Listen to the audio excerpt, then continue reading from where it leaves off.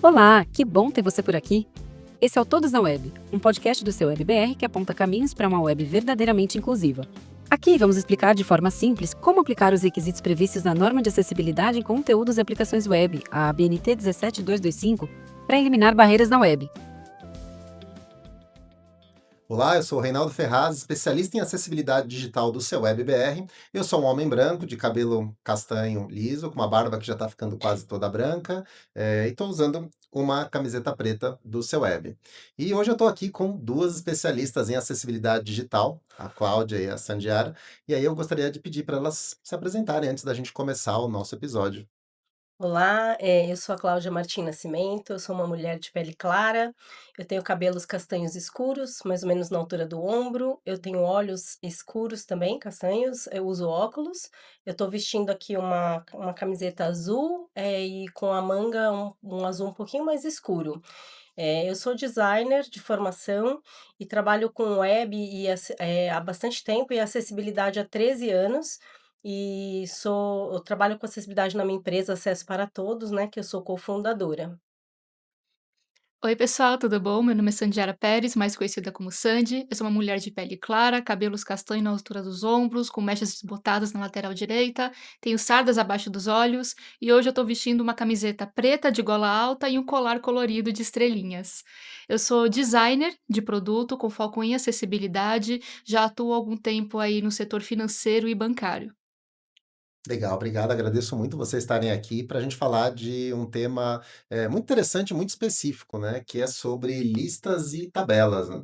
Então, bom, listas e tabelas são coisas que são comuns, né? A gente encontrar na web, né? Basicamente, listas elas servem para a gente organizar determinados conteúdos, né? E também para navegação. E tabelas elas são utilizadas para apresentar dados tabulares, mas existem questões de acessibilidade que precisam ser contempladas também nessas tabelas, e é isso que a gente vai ver aqui no episódio de hoje. Bom, a gente vai falar então sobre essas listas e tabelas, e acho que eu queria trazer primeiro um contexto para a gente entender por que que isso é importante, né, a gente discutir.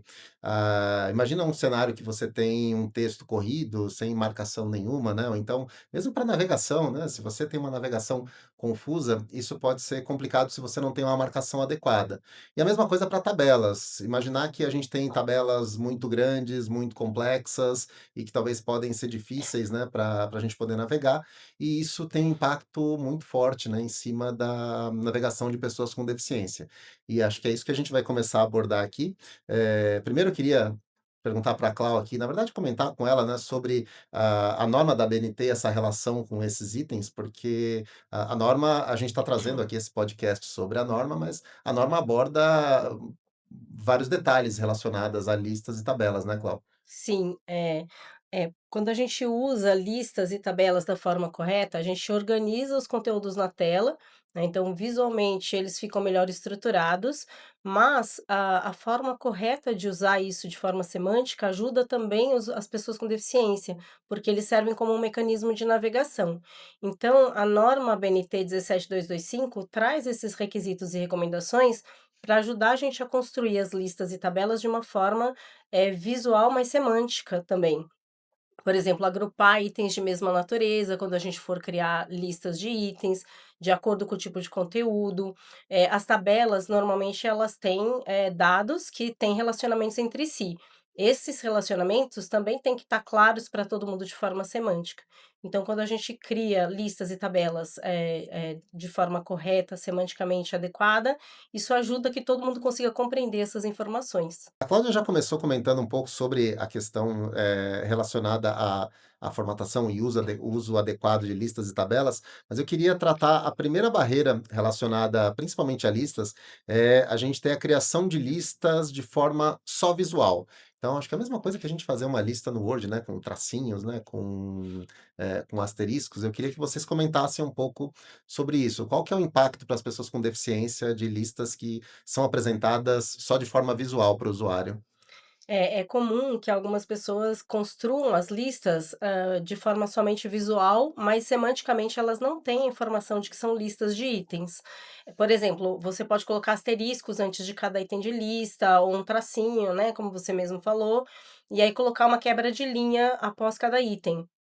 Então isso visualmente vai parecer uma lista, mas, pra quem não enxerga a tela, não vai fazer nenhum sentido, porque a pessoa não vai entender aquilo como uma lista, essas quebras de linha podem atrapalhar, por exemplo, a leitura com o leitor de telas, e ele não vai conseguir fazer uma navegação eficiente por esses itens. Você quer comentar também o seu ponto de vista, Sandy? Quero. Eu tenho uma teoria própria que a gente nasceu num mundo de redes sociais e por fazer muita publicação e até então muitas das redes sociais não teriam recurso de listagem, todo mundo começou a fazer listas visuais com asteriscos, com hífens, com apenas números, enfim, né.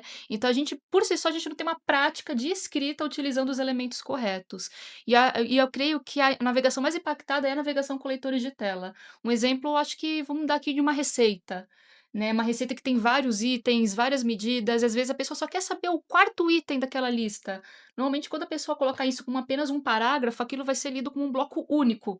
Então a pessoa vai ter que esperar toda aquela verbalização para chegar no quarto item, ou seja, tira total autonomia da pessoa usuária.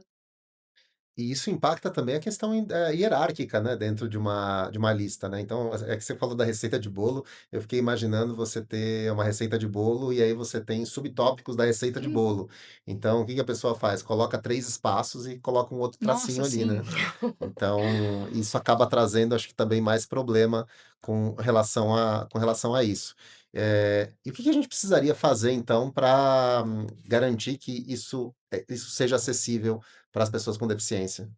As listas não podem ser só visuais, a gente tem que construir, ali as listas com a semântica adequada no código mesmo de programação, né, no caso aqui a gente está falando do HTML. Então a gente tem no HTML tipos de listas diferentes, então de acordo com o tipo de conteúdo, a gente vai usar um tipo de lista ou outro. Por exemplo, se a gente tem essa receita de bolo como a Sandy falou, né, e aí você tem os ingredientes e os ingredientes você vai listar lá e depois você vai listar o passo a passo dessa receita.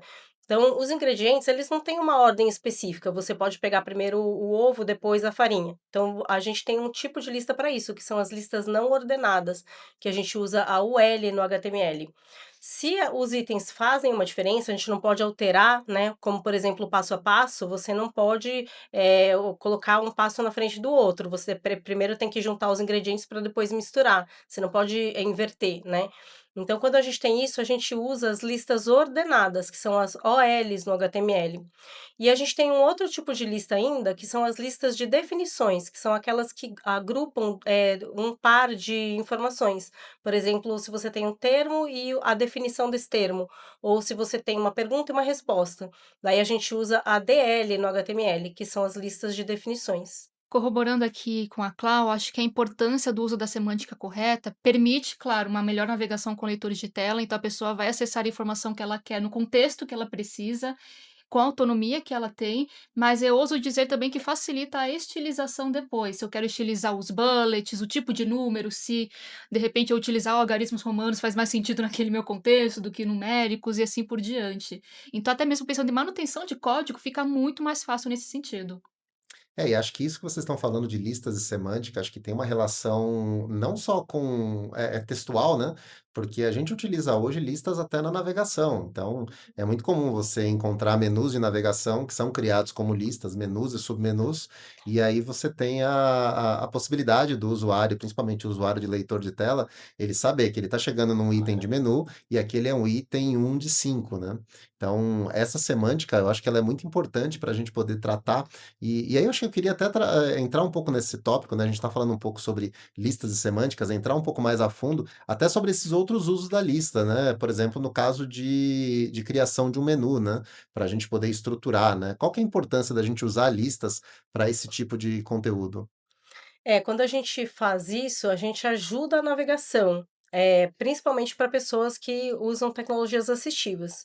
O leitor de telas, ele consegue entender que aquilo é uma lista, que aquela lista tem X itens, e ele consegue navegar ou, de item em item, ou de uma lista para outra. Então isso também serve como um mecanismo de navegação e permite que ele consiga, navegar facilmente por esses itens. Por isso que é importante também a gente criar esse tipo de conteúdo com listas. Eu acho que um exemplo claro disso é quando a gente olha para e-commerces que têm estruturas de navegação um pouquinho mais complexas, e utilizar listas e sublistas, digamos assim, né, permite com que o usuário ele não tenha que passar por todos os itens, né, ele pode ir pulando de lista para lista até ele chegar no tópico desejado. Legal. Bom, acho que a gente poderia ficar falando. É impressionante a gente estar aqui conversando. Acho que já se passaram alguns bons minutos aqui. A gente está quase 10 minutos falando sobre lista, sobre um elemento específico do HTML. É um papo muito nerd, né? Vocês querem comentar mais alguma coisa especificamente sobre lista? Sim, eu quero. Aí, ó, tá vendo? A gente tem uma recomendação que as listas elas foram criadas para agrupar itens de mesma natureza. Então isso é uma coisa que a gente tem que se atentar. Mesmo quando você vai criar os menus com listas ou uma lista mesmo, né, de itens, a gente tem que agrupar em cada lista itens de mesma natureza. Como assim, né? Se você tem, por exemplo, um menu e aí você tem diversos links de navegação, e aí junto com essa lista você coloca um número de telefone, isso não faz muito sentido. Porque a pessoa começa a navegar achando que ela está dentro de um grupo de navegação e de repente vem um número de telefone. Então não são itens de mesma natureza.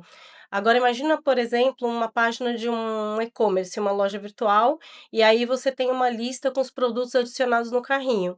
Junto dessa lista você coloca produtos que a pessoa pode gostar, por exemplo, produtos relacionados àqueles que você escolheu. Quem não está enxergando a tela, se esses produtos estão na mesma lista, ele vai achar que tem mais itens ali do que ele colocou no carrinho.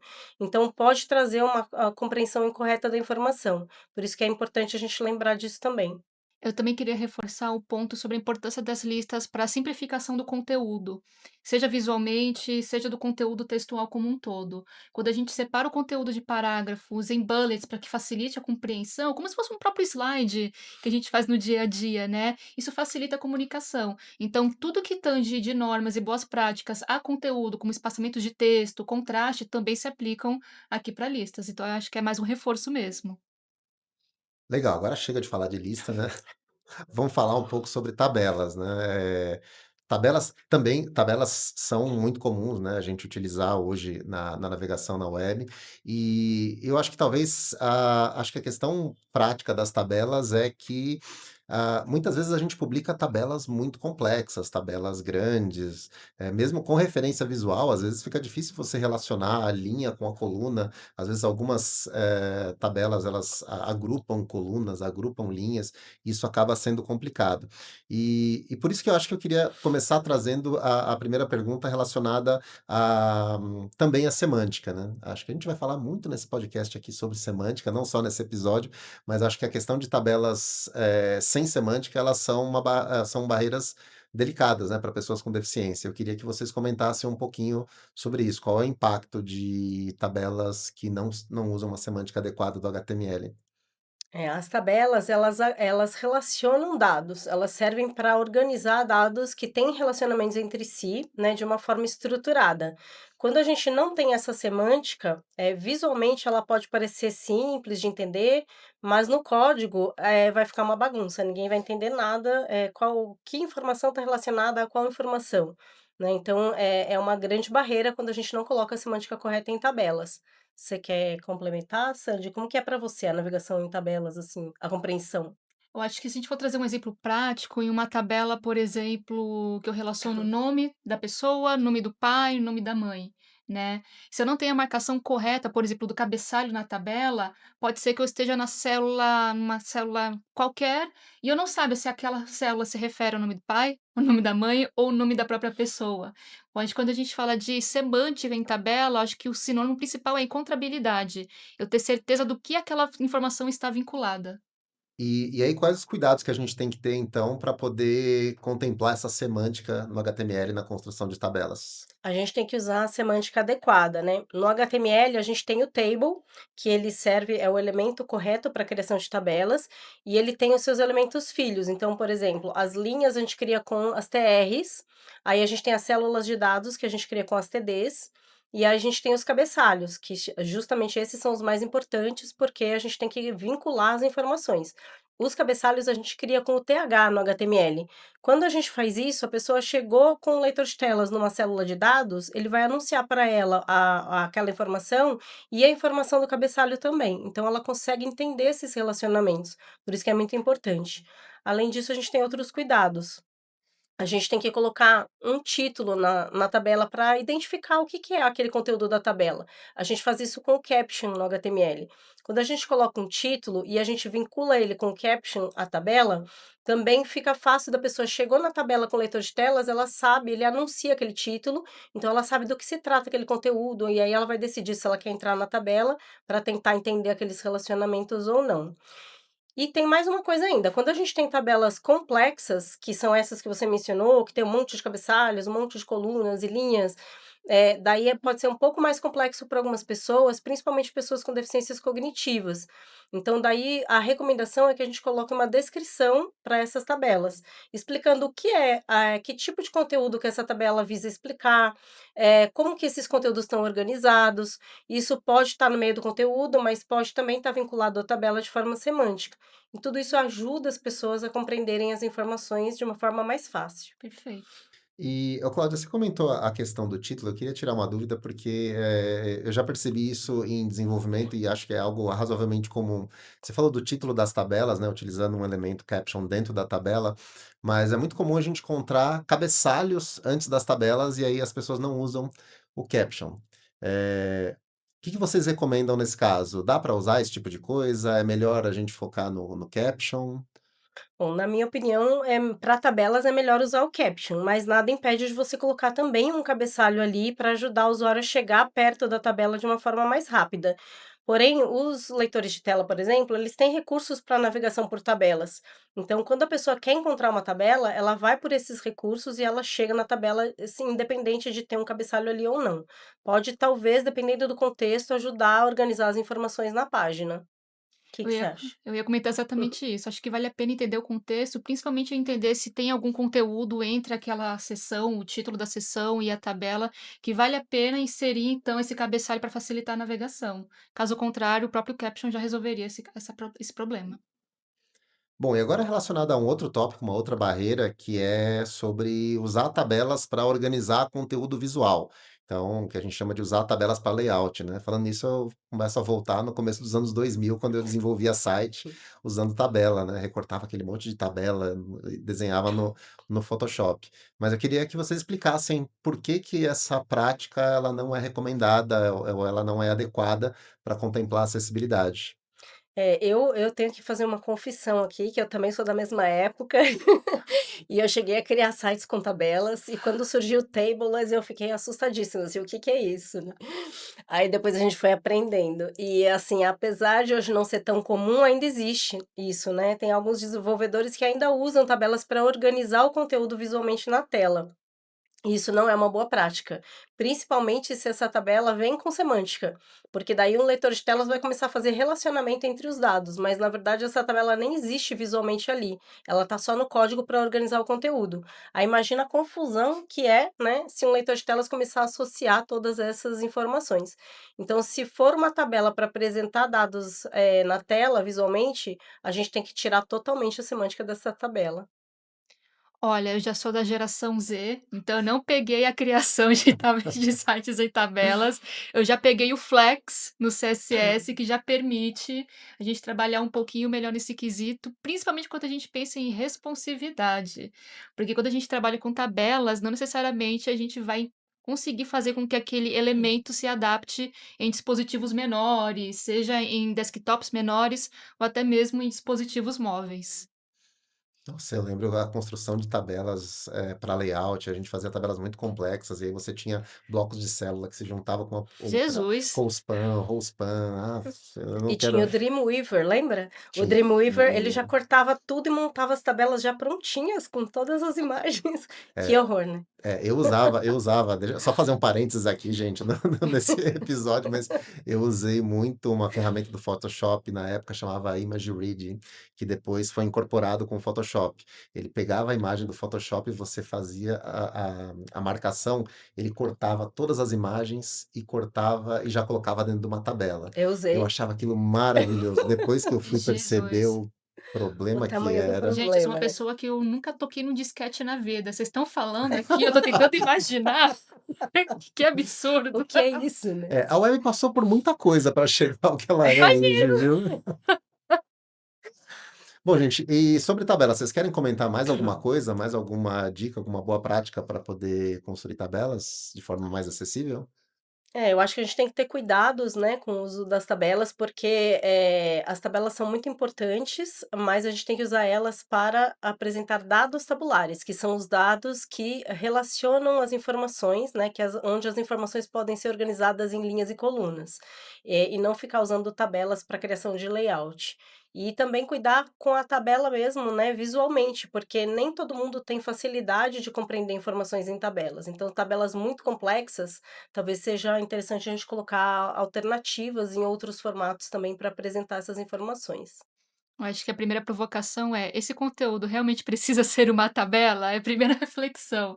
E se realmente precisa ser, que ela precisa ser, então, semanticamente bem construída, mas também visualmente bem construída. Eu acho que quando a gente fala de tabelas complexas e que elas precisam de uma descrição para apoiar, é justamente para apoiar e que não seja a única forma que o usuário vai depender para entender aquela tabela. Então, definir claramente, seja visualmente, seja auditivamente, o que que é a coluna, onde que é o cabeçalho, como que a linha do cabeçalho se difere com a linha do conteúdo e assim por diante. Legal. Bom, a gente já está caminhando já para o final do nosso episódio aqui, só para fazer uma recapitulação técnica, né? A gente conseguiu falar por um bom tempo sobre listas e tabelas. Eu acho impressionante, eu adoro esse tipo de conversa. Mas eu acho legal que a gente conseguiu mostrar que a semântica ela é extremamente importante para listas e tabelas, não só para listas e tabelas, né? Tem outros componentes do HTML que são importantes, mas o que a gente reforça aqui, pelo menos, acho que a mensagem que fica, a mensagem final aqui que eu peguei de vocês é que a gente tem que reforçar a semântica no conteúdo que a gente desenvolve. Então, toda a marcação ela tem que ser semântica, não só em listas e tabelas. E aí, para a gente encerrar o episódio, eu queria uma palavra final de cada uma de vocês. Eu vou emendar então com o que você falou, que a semântica ela é muito importante. A semântica, de preferência, né, a semântica nativa do HTML, ela é uma semântica que já vem pronta, que ela traz as informações para o usuário de uma forma completa. Então, sempre que a gente puder, a gente tem que usar a semântica nativa do HTML. Eu acho que o exercício de semântica, ele não vale só para quem desenvolve, mas para quem desenha a experiência. No momento que eu entendo a semântica dos componentes, dos elementos que estão à minha disposição, eu faço uma reflexão. Será que aquele conteúdo que eu quero transmitir é melhor ele ser um parágrafo, uma tabela, uma lista? Qual que é a melhor forma para o meu usuário entender e operar com aquele conteúdo? Bom, pessoal, então chegamos ao fim do nosso episódio do podcast do Todos na Web. Então, espero vocês no próximo episódio. Até a próxima. Este é o podcast do seu WebBR, o centro de estudos sobre tecnologias web do NICBR, que trabalha por uma web aberta, universal e acessível a todos. A produção deste podcast não seria possível sem o apoio da Embaixada do Reino Unido, da Secretaria de Governo Digital do Ministério da Gestão e da Inovação em Serviços Públicos e com a parceria do W3C Chapter São Paulo, Movimento Web para Todos e Acesso para Todos. Para não perder nenhum episódio, inscreva-se na sua plataforma de áudio e vídeo preferida e lembre-se de ativar as notificações. Acompanhe também os nossos perfis nas redes sociais. Somos @NICBR no Instagram, LinkedIn, Facebook e Telegram. No X, você nos encontra como @comunicbr e no YouTube é só procurar por NICBR Vídeos. Seu WebBR, por uma web de todos e para todos.